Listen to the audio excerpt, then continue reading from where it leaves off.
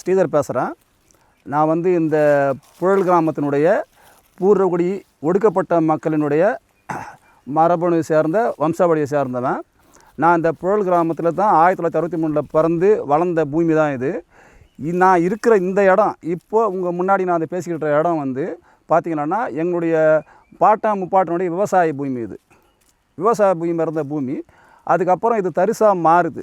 இந்த இடம் வந்து சர்வே நம்பர் பார்த்திங்கன்னா 294.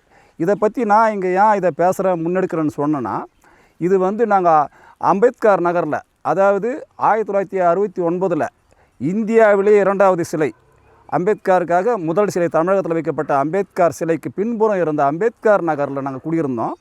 அங்கே புழல் மத்திய சிறைச்சாலைக்காக விஸ்தரிப்பு பண்ணணும்னு சொல்லிட்டு அந்த இடத்த வந்து கவர்மெண்ட் எடுக்கணும்னு சொல்லும் பொழுது எங்களுக்கு ஆல்டர்னேட் இடம் கேட்கும்பொழுது புழல் கிராமத்தில் ஒரு இடம் கூட, ஒரு அங்குலம் கூட இல்லைன்னு சொல்லிட்டு ஒட்டுமொத்த அரசியல் கட்சிகளும் வந்து என்ன பண்ணிட்டாங்கன்னா மூடி மறைச்சிட்டாங்க. அதை பற்றி தான் இப்போ நான் உங்களுக்கு விரிவாக சொல்ல போகிறேன். இந்த உண்மையை நீங்கள் எல்லாருமே வந்து தெளிவாகவும் ரொம்ப நுட்பமாகவும் மதிநுட்பமாக நீங்கள் புரிஞ்சுக்கணும். ஏன்னு சொன்னால் 2003 இடித்த இடத்துக்கு இப்போ 2026 இந்த இடத்துல வந்து பேசுகிறேன்னு சொன்னால் தொடர்பு இல்லாமல் உங்கள்கிட்ட நான் பேசலை. ஏன்னு சொன்னால் ஆதாரத்தோடு தான் ஆவணங்களோட தான் நான் பேசிகிட்டு இருக்கேன் முன்னாடி. இந்த இடம் வந்து நான் வந்து 2011 2012 அதான் திருவள்ளூர் கலெக்டர் நான் வீரராவ்கிட்ட நான் வந்து என்ன பண்ணுறேன், என்னுடைய சங்கத்து சார்பாக நான் என்ன பண்ணுறேன்னா லெட்டர் கொடுக்குறேன். அதாவது புழல் கிராமத்தில் 32 சர்வே நம்பர்கள் வந்து தரிசு நிலம் காலியாக இருக்குதுன்னு சொல்லிட்டு 32 சர்வே நம்பரோட நான் சங்கத்தில் லெட்டர் பேடில் எங்களுடைய மக்களோட சேர்ந்து நாங்கள் கொடுக்குறோம். அப்போது டிஆர்ஓ விசாகன் தான் இருக்கார் அப்போ பொறுப்பில். பேசும்போது ஆர்டிஓ பொன்னேரி ஆர்டிஓ கந்தசாமியை கூப்பிட்டு போய்ட்டு அந்த லெட்டரை நாங்கள் கொடுக்குறோம் அவர்கிட்ட. கொடுக்கும்போது அவர் என்ன பண்ணுறாருனா விசாகன்கிட்ட கொடுக்குறாரு. விசாகன் என்ன பண்ணுறாருனா உடனே கந்தசாமியை வச்சுக்கிட்டு என்ன பண்ணுறாருனா இங்கே இருக்கிற மாதாவரம் தாசில்தார் பாண்டியங்கிட்ட உடனே தொலைபேசியில் தொடர்பு கொண்டார். இது மாதிரி மனு கொடுத்துருக்குறாங்க, நீ உடனடியாக அந்த மனுவை வந்து அந்த தரிசு நிலங்கள்லாம் போய் பார்வையிடுன்னு சொல்கிறாரு. சொல்லும்போது அவர் என்ன பண்ணுறாருனா இந்த ஸ்பாட்டில் இதே இடத்துல ஆர்டிஓ கந்தசாமியும் நம்ம தாசில்தார் பாண்டியனும் ப்ளஸ் மங்காபாதன்ற விவோவை வந்து ரெக்கார்டை எடுத்துக்கிட்டு அடங்கல் மற்ற சிட்டா எல்லாத்தையும் பார்க்குறாங்க. பார்க்கும்போது இந்த இடம் காலியாக இருக்குது. நான் சொல்கிறது வந்து 2012 சொல்கிறேங்க. இந்த இடம் காலியாக இருக்குது. அப்போ எங்கள் மக்களோட நாங்கள் நிற்கும் போது இந்த இடத்த பார்க்கும்போது என்ன பண்ணுறோன்னா, அப்போது இந்த வீடு இருந்தது. அது வரைக்கும் பாருங்கள், நான் கை காட்டுறேன், அந்த வீடு ஒன்று இருந்தது. அப்போது அது சொல்கிறேன், இந்த இடத்த வந்து இந்த மக்களுக்கு 80 பேருக்கு கொடுக்கலாம்னு சொல்லிட்டு ஆவணம் தயார் பண்ணுறாங்க. ஆவணம் தயார் பண்ணி அந்த ஆவணம் என்கிட்ட இருக்கு, நான் காட்டுறேன். நான் அந்த ஆவணத்தைப்படி கொடுத்தாங்க.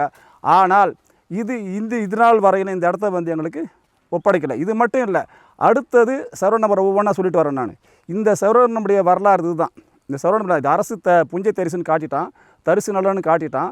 ஆனால் இது வரைக்கும் அரசு அதிகாரிகளும் வந்து இல்லைன்னா இந்த பூர்வகுடி ஒடுக்கப்பட்ட மக்களுக்கு வந்து இது வரைக்கும் பழி வாங்கிட்டு தான் இருக்காங்க. இந்த நிலம் யார் கையில் போச்சு, யார் வச்சுருக்கா, இப்போ இதுக்கு பின்பலமாக யார் இருக்கா?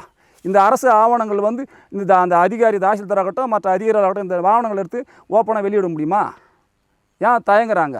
ஏன்னு சொன்னால் இந்த பூர்வீக மக்களுக்கு வந்து கேட்குறதுக்கு நாதி இல்லை, இவனுக்காக முன் வரத்துக்கு ஆள் இல்லை. அதனால் என்ன பண்ணுறான், இன்னும் ஒடுக்கிட்டு தான் இருக்கான் அவன்.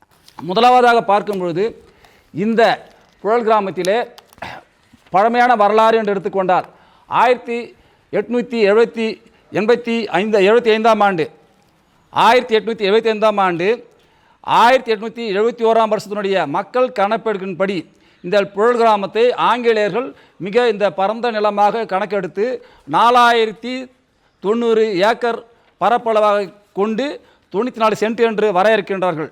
இந்த நிலப்பரப்புகளிலே அந்த ஆங்கிலேயர்கள் அவருடைய வருமானத்துக்காக வரிக்காக அவர்கள் கொண்டு வரும் பொழுது மிக துல்லியமாக அவர்கள் 23 கண்டங்களாக பிரிக்கின்றார்கள். அது மட்டுமல்லாது அப்படி பிரிக்கின்ற வேளையிலே இந்த ஒடுக்கப்பட்ட மக்கள் அதிகமாக வாழ்கின்ற இந்த புழல் கிராமத்திலே இவர்கள் 4 பஜார்கள், அதாவது கடைத்தேர்வு சந்தை அமைக்கின்றார்கள். அவருடைய வருவாய்க்காக இப்படிப்பட்டது ஒரு கட்டமைப்பை உருவாக்கி ஆங்கிலேயர்கள் இங்கே ஆட்சி செய்கின்றார்கள். 20 வயசாகுதுங்க, எனக்கு செவித்திறன் குறைபாடு உள்ளாள் இருந்தாலும் என்னை வந்து இந்த மக்களுக்காக முன்னெடுக்க சொல்லி போராடிட்டு வராங்க. அரசு வந்து ஆர்டிஐயில் ஒரு ஆவணமும் ஏன் தயங்குற? யாருக்கு நீ வேலை பார்க்குற? எங்களுடைய பாட்ட நாளத்தை பறிச்சுக்கிட்டு நீ அரசு வந்து யாருக்கு வேலை பார்க்குற? அதுதான் கேள்வி. இப்போ அடுத்தது நான் இங்கே இந்த இடத்துல இருந்து இந்த 294 சர்வே நம்பர்லேருந்து அடுத்தது நான் 376க்கு வரேன். இப்போது நான் இருக்கிற இடம் வந்து சர்வே நம்பர் 376 தமிழ் நகருங்க. இந்த தமிழ் நகரில் வந்து அம்பேத்கர் நகரில் நாங்கள் பாதிக்கப்பட்ட பூர்வகுடி ஒடுக்கப்பட்ட மக்களுக்காக அப்போ 2008 விஓ மனோகரனும் ஆர்ஐ ரவிச்சந்திரனும் தாசில்தார் டெப்டி தாசில்தார் பழனியும் தாசில்தார் வந்து பழனி டெப்டி தாசில்தார் ராஜு இவங்கெல்லாம் சேர்ந்து என்ன பண்ணுறாங்கன்னா இந்த இடத்த தேர்வு செய்கிறாங்க.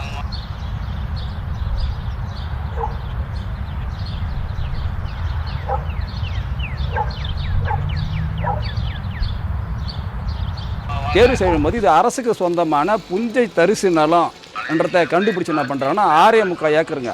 அப்போ எங்களுக்கு 62 குடும்பத்துக்கு அலாட் பண்ணும்பொழுது இந்த கடையை மையப்புள்ளியாக வச்சு சர்வேயர் நம்ம வரைபடம் வரைகிறாரு.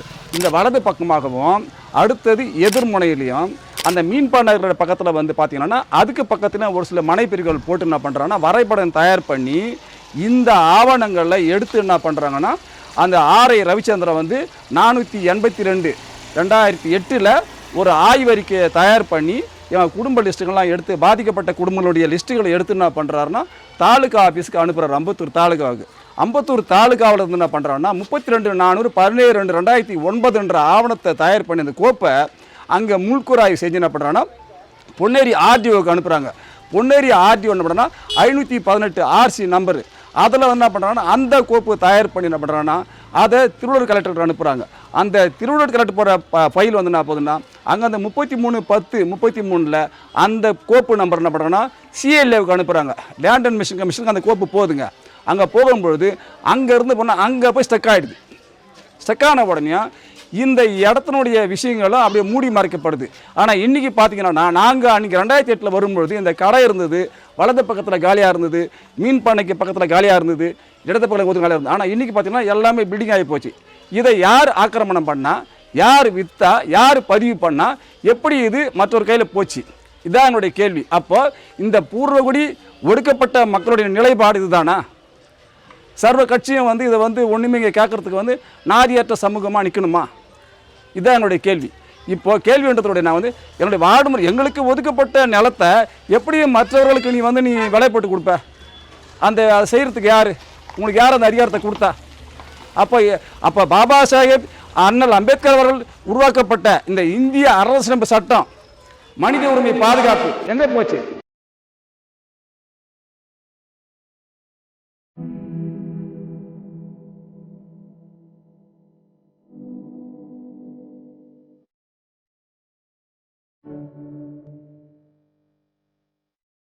அடுத்தது என்னுடைய விவசாய பூமி கிட்டத்தட்ட வந்து அங்கே பார்த்தீங்கன்னா 3.5 ஏக்கர் நிலம். அது என்னுடைய தகப்பனும் தாயம் வந்து விவசாயம் பண்ணது 1982 நான் +2 படிக்கும்போது அந்த நெல்லை அறுத்துக்கிட்டு நாங்கள் சுமந்துக்கிட்டு மாட்டு வண்டியில் எடுத்துகிட்டு போயிட்டு நாங்கள் களஞ்சியத்தில் அடிப்போம். நாங்கள் நெல் சேர்த்துருக்கோம். அந்த நிலம் கூட பார்த்தீங்கன்னா இன்றைக்கி அங்கே தனியார்கிட்ட எப்படி போச்சு? என் தாய் தாப்பட்டா நீ எடுத்த பிடுங்கணும், சரி பரவாயில்ல, அது யார்கிட்ட கொடுத்த? அரசுனுடைய நலத்திட்டங்களுக்கு மக்களுக்கு பயன்படுத்திருக்கியா? நீ சொல்லி பார்க்கலாம். நான் சொல்கிறேன், துணிவு இருந்தால் நீ அரசு அதிகாரி பார்த்து நான் கேட்குறேன், நீ என்னுடைய தாய் தமிழை பறித்த நிலத்தை நீ அரசு நலப்பணிகளுக்காக இந்த ஊர் மக்களுக்காக நீ பயன்படுத்தியிருக்க? ஆமாம் என்று ஆவணங்களை காட்டு பார்ப்போம். எப்படி தனியார் லேஅவுட் போட்ட நீ? அதாவது இப்போ நம்ம நிற்கிறது வந்து பார்த்திங்கன்னா இந்த இந்து அறநிலைத்துறை நிலத்தினுடைய சொந்தமான இந்த புத்துக்கோயில் சமீபமாக இருக்கிற நிலத்தில் தான் நின்றுட்டுருக்கோம். இந்த சர்வே நம்பர் பார்த்திங்கன்னா 270ங்க. இன்றைக்கி வந்து நம்முடைய பாட்டம் முப்பாட்டன், அதாவது நம்முடைய பழங்காலத்தில் இருந்த நம்ம பாட்டம் முப்பாட்டன் திருமணநாத சுவாமி சிவன் கோயிலும் அப்புறம் பார்த்திங்கன்னா முருகர் கோயிலையும் பெருமாள் கோயிலில் வந்து என்ன பண்ணுறான் பல நூற்றாண்டு 10ஆம் நூற்றாண்டு 12ஆம் நூற்றாண்டு காலகட்டங்களில் வந்து கட்டுறாங்க. அதுக்கு கல்லையும் மண்ணையும் சுமந்தவங்க நம்முடைய பூர்வகுடி ஆதி ஒதுக்கப்பட்ட குடும்பங்கள் தான் இந்த கட்டுமானத்தில் நிற்கிறாங்க. அவருடைய வேர்வையும் ரத்தத்தில் உருவாக்கப்பட்டது தான் இந்த 3 கோயில்களும். அதனுடைய கோயில்களுக்கு அடங்கின நடந்தான் இந்த சர்வே நம்பர் நிற்கிற பூமி 270ங்க.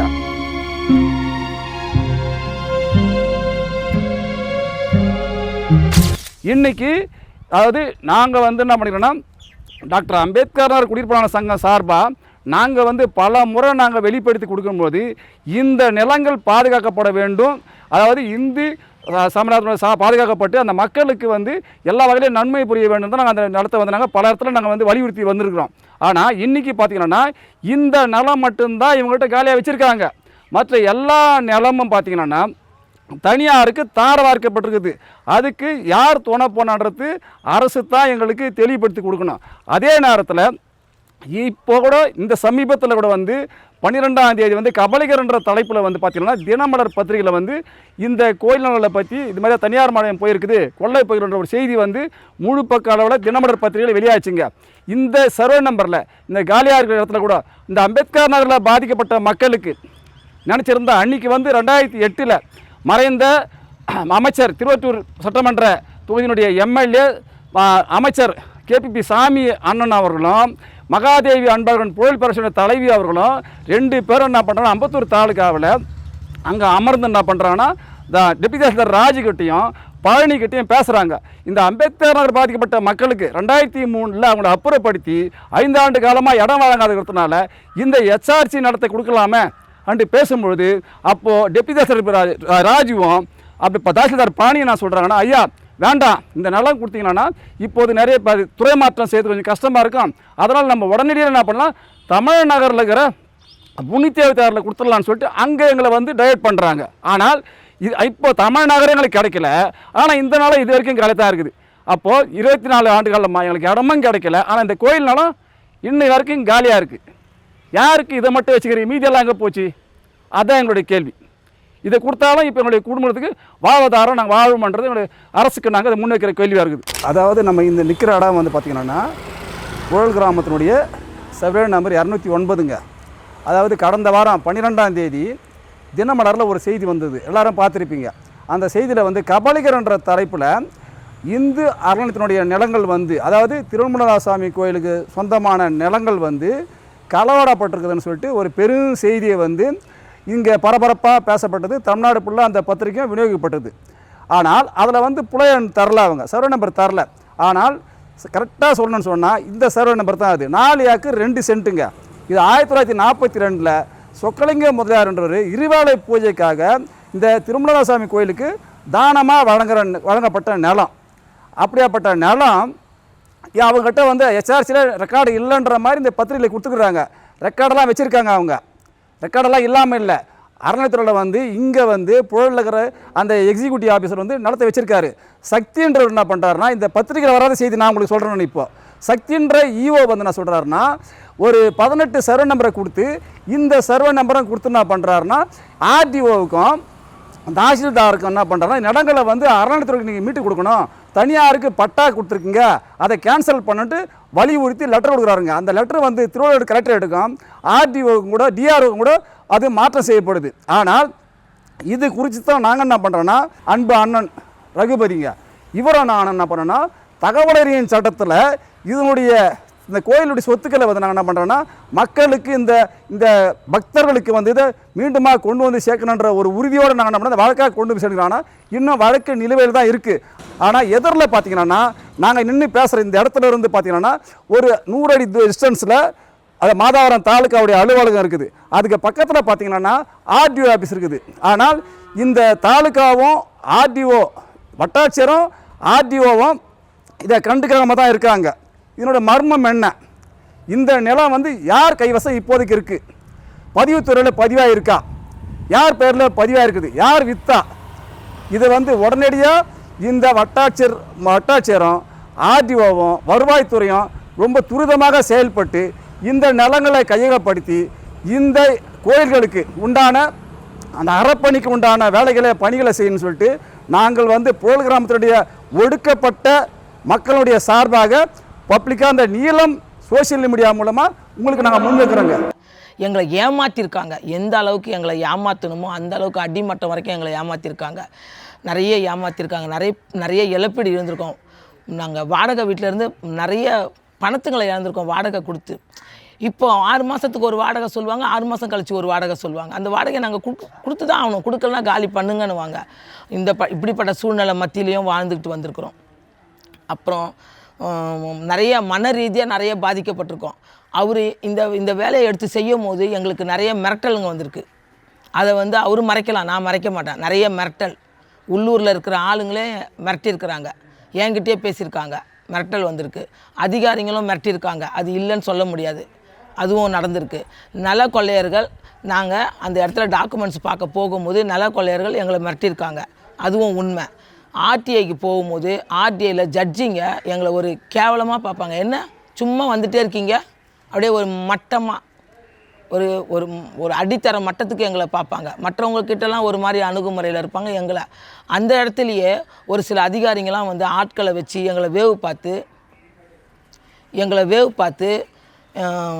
எங்களுடைய நாங்கள் எதனா பேசுகிறோமா, தவறாக எதனா நடந்துக்கிறோமா அப்படின்றதெல்லாம் வேவு பார்த்து எங்களை நோட்டமிட்டு உள்ளே வருவாங்க. எங்கள் கூட வரும்போது பார்த்தா எங்கள் கூட உள்ளே வருவாங்க. அவங்கள பார்த்தா அவங்க நாங்கள் கலெக்டர் ஆஃபீஸ் போகும்போது கலெக்டர் ஆஃபீஸில் இருப்பாங்க, தாசில்தார் ஆஃபீஸில் போகும்போது தாசில்தார் ஆஃபீஸில் இருப்பாங்க. அப்போ அந்த ஆஃபீஸ்குள்ளேயே வேலை செய்கிறவங்க எங்களோட வாயை பிடுங்கிறதுக்கு எங்ககிட்ட வந்து வார்த்தைங்களை வாங்குவாங்க. நாங்கள் வார்த்தையே விட மாட்டோம்.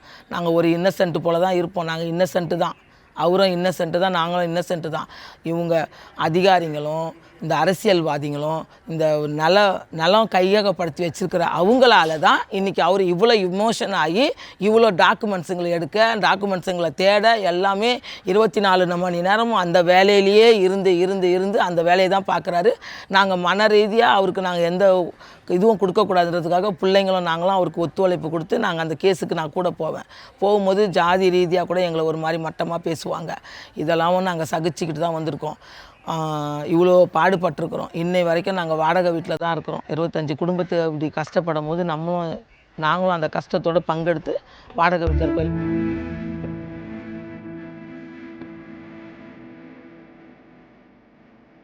அந்த காலகட்டத்திலே இந்த புழல் கிராமத்திலே 300 வீடுகள் மட்டும்தான் இருந்திருக்கின்றது.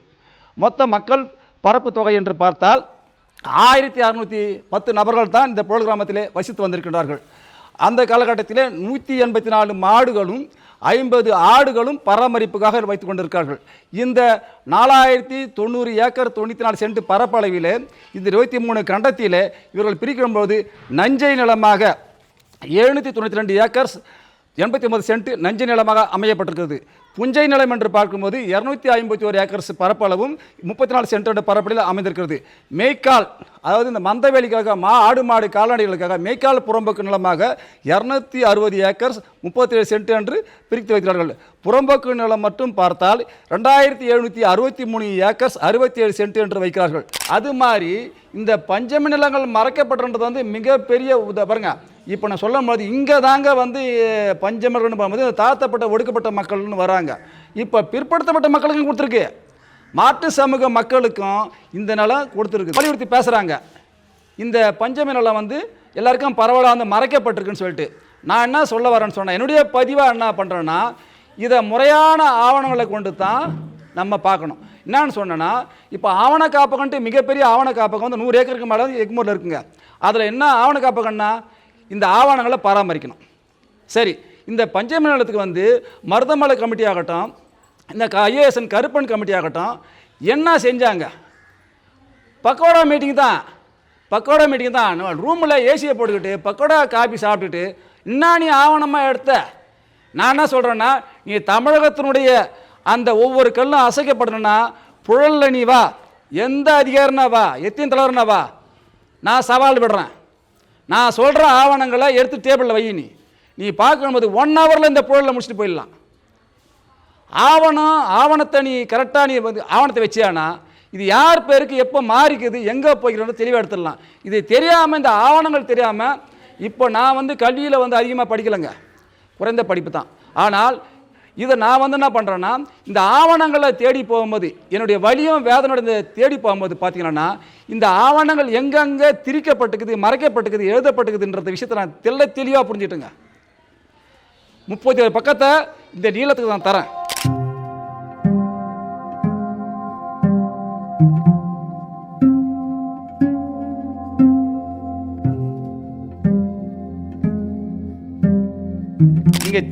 மிக தெளிவாக அந்த ஆவணங்களை எங்கெங்கே எந்தெந்த அந்த ஆவணங்களை நீங்கள் முறைப்படுத்தி நீங்கள் அப்படியே ஆய்வு செஞ்சீங்கன்னா ஒவ்வொரு கிராமத்தினுடைய பஞ்சமி நிலங்களை 1 ஹவரில் எடுத்துடலாம். ஆனால் அந்த ஆவணங்கள் மறைக்கப்படும். எனக்கு இப்போது இந்த 4 கேஸ் நான் வந்து பேப்பரில் போட்டுக்கிறேங்க. அந்த 4 பேப்பர் என்ன பண்ணுறான், ஆவணங்கள் கிடைக்கப்பெறலை, கலெக்டரேட்டில் கிடைக்கப்பெறலை. எங்கே போச்சு ஆவணம்? எங்கே போச்சு? இந்த புழலில் இந்த அரசியல்வாதிகள் சொல்கிற மாதிரி 5 பேர்கிட்ட இந்த மொத்த நிலமும் போயிடுச்சுன்னு சொன்னால் இந்த 5 பேர் யார்? நீ அரசு உன் கையில் இருக்குது, பதிவுத்துறை உன் கையில் இருக்குது, ஆவணங்கள் உன் கையில் இருக்குது. அதை கடைப்பிடிச்சு பாரு, எடுத்து ரெக்கார்டு பாரு. இந்த 5 பேர் யாருன்னு பாரு, எடுத்து பார்த்து அந்த நிலத்தில் பிரித்து கொடு. இந்த பஞ்சமேலாளர் இருக்குதுன்னு பாருங்க. பஞ்சமேலாளர் இப்போ ரெக்கார்டு யார்கிட்ட இருக்குங்க? வருவாய்த்துறை இருக்குது. இது தாசில்தார் பராமரிக்கிறாரு. ஒவ்வொரு ஜமாபந்தினும் அதை கணக்கை வந்து ஒப்படைப்பார். சரி, அந்த வருஷத்துக்கு என்ன பண்ணுறாருன்னா விவோவும் ஆர்ஐயும் சர்வேயரும் போய் கணக்கப்படணும். அதான் சம்பளம் அவங்களுக்கு. அப்போ கணக்கெடுக்கும் போது அந்த கணக்கு படுக்கும் போது அந்த டப்பு கணக்கில் வரும். எத்தனை கல் போட்டிருக்காங்க இது பார்ப்பல. அப்போ நிலம் கைமா இருக்குது, யார் எடுத்துக்கிறா, யார் களவாண்டுக்கிறா தெரியுமே. அப்போ ஜமாபந்தியில் கணக்கு வந்துடுமா? ஒவ்வொரு வருஷம் ஜமாபந்தியில் கணக்கு வந்துடுமா? எடுத்துடலாமே. இந்த பஞ்சமி நிலம் இந்த வழக்கு நாங்கள் போகும்போது அதிகாரிகள் வராங்க. தகவல் ஆணையத்துக்கு போகும்போது நான் பார்த்தீங்கன்னா நானும் என்னோடய மனைவி தான் போவோம். அவங்க வந்து வேறு சமூகம், நாங்கள் கலப்புறம் பண்ணிட்டோம். நான் திராவிடர் கழகத்தில் ஒண்டி செயலாளராக இருந்தேன். இருக்கும்போது என்ன பண்ணால் கலப்புறம் தான் பண்ணிட்டேன் நான். நாங்கள் போகும்போது என்ன பண்ணால் பிரவீன்குமார்ன்ற ஒரு அதிகாரி வழக்கை விசாரிக்கிறார். நான் பஞ்சமி நிலத்துக்கு ஊற்றின பண்ணுறாங்க, நான் சத்தம் போட்டு நான் பேசுகிறேன். அப்போ என்ன கேட்குறாருன்னா, அவர் எனக்கு காது கேட்காதுங்க. அருகிறாருன்னா என்ன ஜாதி என்னார் ஐயா இருக்கணும் என்ன சொன்னார்? நான் புறநானூற்று பறையர் சமூகம்னு சொன்னேன். ஐயா நான் புறநானூற்று பறையர் சமூகம் போதுங்களா, அடுத்த கேள்வி கேளுங்க அப்படின்னு. அவர் என்ன பண்ணுறாருன்னா, உங்ககிட்ட வழக்கு நான் வந்து என்ன பண்ணுறேன்னா அரசுக்கிட்ட நான் ஆவணம் கேட்குறேன், அதை வாங்கி தரத்தை விட்டு அவர் என்ன சொல்கிறாருன்னா, அவர் துல்லியமாக இங்கே பாரு மொத்த அதிகாரம் நான் 4 மணிக்கு வர வைக்கிறேன், உங்கள்கிட்ட என்னென்ன ஆவணங்கள் இருக்க எல்லாத்தையும் கொண்டு வந்து அவங்ககிட்ட கொடு. தகவலின் சட்டம் என்ன சொல்லுது? தகவலை வாங்கி தர சொல்லுது, அதுக்கு ஆணையம் அமைக்கப்பட்டிருக்குது. ஆனால் இவர் என்ன கேட்குறாருன்னா, என்ன நீ என்கிட்ட ஆவணம்லாம் கொண்டு வர சொல்கிறாரு. நாங்கள் உடனே என்ன பண்ணுறேன், நான் உடனே கொஞ்சம் சுகநாத போச்சு, எங்கள் மனைவி அனுப்பிச்சு ஒரு லெட்டர் கொடுத்துட்டு நான் பண்ணிட்டேன். அந்த லெட்டர் மூலமாக எங்கள் அட்வொகேட்கிட்ட பேசி என்ன பண்ணேன், நான் அவனை எதுவும் தரமாட்டேன் சொல்லிட்டு வந்துட்டேன். அப்போது இந்த தகவல் ஆணையம் எப்படிங்க வந்து ஒரு ஜாதியை விசாரிக்கிற அளவுக்கு எனக்கு விளங்கலைங்க. எனக்கு அது அவங்களாம் படித்தவங்க அவங்க வந்து ஒரு அதிகாரி ஆணையர், அவர் வந்து இது மாதிரி ஒரு ஜாதியை கேட்குறாருன்றது வந்து எனக்கு விளங்கலை, ரொம்ப மனசு வேதனை. எனக்கு படித்தவங்க அவங்க இப்படி பேசுவாங்க நான் எதிர்பார்க்கல. அதனால வந்து ஜாதியை சொல்கிறதுக்கு எனக்கு தயக்கம் கிடையாதுங்க. தாத்தா ரெட்டமலேஷன் சொன்னது பறையன்னு சொல்கிறான்றாரு. வட்டமேசை மாநாட்டில் அவர் வந்து அன்டச்சபிள் மேனன்ட்டு குத்திட்டு போகிறாரு, ஆங்கிலோட கை கொடுக்குறாரு. அவன் கேட்குறான், நீ ஏன் இதை போட்டு வரேன்னு சொல்கிறான். ஆமாம், நான் வந்து தமிழ்நாட்டில் ஒடுக்கப்பட்டவன், தீண்டப்படாதவன்னு சொல்லிட்டு அங்கே சொல்லிடுறாங்கன்னு சொல்லிட்டு அவர் பதிவு பண்ணுறாரு கருத்தை. என் தாத்தான்னு சொல்லும் போது நான் பேரன் சொல்கிறது என்ன இருக்குது, எனக்கு உரிமை தான் சொல்கிறேன், நான் பறையன் தான் சொல்கிறேன், உறக்க சொல்கிறேன். அதான் அந்த கருத்து தான் நான் பதிவு பண்ணேன் ஆணையத்தில். அதில் மிக தெளிவாக நாங்கள் கொடுத்துருக்கோம். நாங்கள் பார்த்தீங்கன்னா எங்களுக்கு ஒதுக்குன நிலம் ஒதுக்குனது வந்து 854 ஜீவோ நம்பரில் தான் இடத்த ஒதுக்குனாங்க. அவங்க ஒதுக்குனது அந்த ஜீவோவில் மிக தெளிவாக கொடுக்குறாங்க. என்ன கொடுக்குறாங்கன்னு சொன்னால், அரசு நிலம் தகுதியானவர் தகுதியற்றவர்கள் அனுமதிப்பட்ட பரப்பில் கூடுதலாக வச்சுருந்தோட பரவாயில்ல. அது இல்லாமல் சென்னை புறநகர் கோயம்புத்தூர் மதுரை திருச்சிராப்பள்ளி நில ஒப்படைக்க தடையாளங்கள் தளர்த்தப்பட்டது. தளர்த்துறான் இருக்கிற முன்னாடி இந்த தடையாளங்கள்லாம் தளர்த்தப்பட்டுட்டு தான் 854 ஜியோ நம்பர் 2006 படி என்ன பண்ணுறான், நகராட்சி பகுதியாக இருந்தால் அதுவும் தளர்த்துட்டான். சென்னை கோயம்புத்தூர் மதுரை திருச்சிராப்பள்ளி சேலம் திருநெல்வேலி இந்த தளர்த்தப்படி அவங்களுக்கு என்ன பண்ணுறான் 16 கிலோமீட்டர் போடுறான். எங்களுக்கு இருந்தால் இந்த சொன்னார் பாருங்க முருகானந்தம் கோர்ட்டில் 14/27/1972 ஜியோ நம்பரு அதையும் தளர்த்தாச்சு. ஆக மொத்தத்தில் தடைகள் தளர்த்தப்பட்ட பிறகு தான் 854 பிரகாரம் எங்களுக்கு வந்து 376 இடம் ஒதுக்குறான். ஆனால் இவன் என்ன சொல்லிட்டான், இப்போ இதெல்லாம் மறைச்சிட்டு இதெல்லாம் நான் ஆர்டிஐ வாங்கினா இந்த விவரம் தெரியுது இல்லை நினைச்ச விவரத்தை நான் அவர் சொன்ன பிறகு கோர்ட்டில் நான் நிற்கும். நான் கோர்ட்டில் எனக்கு இந்த ஆதாரம் இல்லை. நான் கோர்ட்டில் நிற்கும்போது எங்கள் வக்கீலுக்கும் தெரியாமல் நிற்கிறார், நானும் நிற்கிறேன். இந்த தடை ஆணையம் வந்து கரெக்டாக தான் சொல்லிட்டு வந்துட்டு நான் இப்போ பார்க்கும்போது இவ்வளோ பெரிய ஊழலை மறைச்சி எப்படி நீ மறைக்கிற நீ அதிகாரி? அப்போ நீ வர்ணாசிரமத்தை யார் கடைப்பிடிக்கிறா? இந்த தீண்டாமை யார் கடைப்பிடிக்கிறா? அரசு அதிகாரி நல்ல அதிகாரி இருக்காங்க, நாங்கள் இல்லைன்னு சொல்ல. எனக்கு இந்த போராட்டத்தில் எவ்வளோ நல்ல அதிகாரி பயன்படுத்துகிறாங்க, எனக்கு எவ்வளோ ஆவணங்கள் கொடுத்து உதவி இருக்காங்க. ஆனால் நீ என்ன பண்ணுறன்னா இதை மறைச்சிட்ட. அதுவும் இல்லாமல் இந்த சர்வே நம்பரில் என்ன பண்ணுறேன்னா எங்களுக்கு நிலங்கள் வந்து 4 சென்ட்டுன்றத வரையறையும் கொடுத்துருக்கு, கவர்மெண்ட்டு கொடுத்துருச்சு. நாங்கள் சொல்லலை, கிராமப்புறங்களில் 4 சென்ட்டு அவனே கொடுத்துட்டான். கொடுத்த பிறகு இவ்வளோ சலுகைகளும் இவ்வளோ இருக்கும்பொழுது ஆனால் எங்களுக்கு மட்டும் நிலம் புறக்கணிக்கப்படுது. இதுதான். ஆனால் இதை எப்படி இந்த போராட்டத்தை மேலும் மேலும் முன்னெடுக்கணுன்ற மாதிரி நாங்கள் மிகப்பெரிய போராட்டத்தின் நடுவில் தான் இன்றைக்கி வாழ்ந்துக்கிட்டு வரோம். அப்போது நாங்கள் அதை வாழும் அந்த காலகட்டத்தை நாங்கள் என்ன பண்ணுறோன்னா இதை எப்படியாச்சும் முன்னெடுக்கணும், இதை வெளியே சொல்லணும் போது எங்களாக கூட கஷ்டத்தை பங்கெடுத்து இந்த நீளம் இன்றைக்கி உதவுந்து எங்களுக்கு மிகப்பெரிய இதுவே நாங்கள் வெற்றதை நினைக்கிறோம். நாங்கள் வெற்றியினுடைய முதல் படியில் காலை வச்சுக்கிறத நான் உணர்றேன். நான் இதில் எனக்கு மாற்று கருத்து எதுவும் கிடையாது. நாங்கள் பேசியிருந்தாங்க. இப்போ எங்கள் ரத்த சொந்தம் என்ன சொல்கிறாங்கன்னா, நீளம் வந்தது நமக்கு மிகப்பெரிய வெற்றி தான். இது ஏதோ ஒரு பொழுதுபோக்காக வரல, உணர்வோட நிஜத்தோடு வந்த இந்த நீளத்துக்கு நம்ம நன்றி சொல்ல கடமைப்பட்டுக்கிறோம். அதனால மேலும் நாங்கள் எங்கள் எடுக்கிற போராட்டங்களில் நீளங்களுக்கு உறுதுணையாக இருந்து இதை தமிழக மக்களுக்கு மட்டுமல்லாது இதை பார்க்கின்ற அனைவருக்கும் இதை எடுத்து கொண்டு செல்லணுன்றது மட்டும் இல்லாது எங்களை நீளம் உறுதுணையாக இருந்து எங்களுக்கு இந்த இடத்தை மீட்டு தரணும்னு சொல்லிட்டு பணியோடு கேட்டுக்கொண்டு முடிக்கின்றோம். நன்றி, வணக்கம்.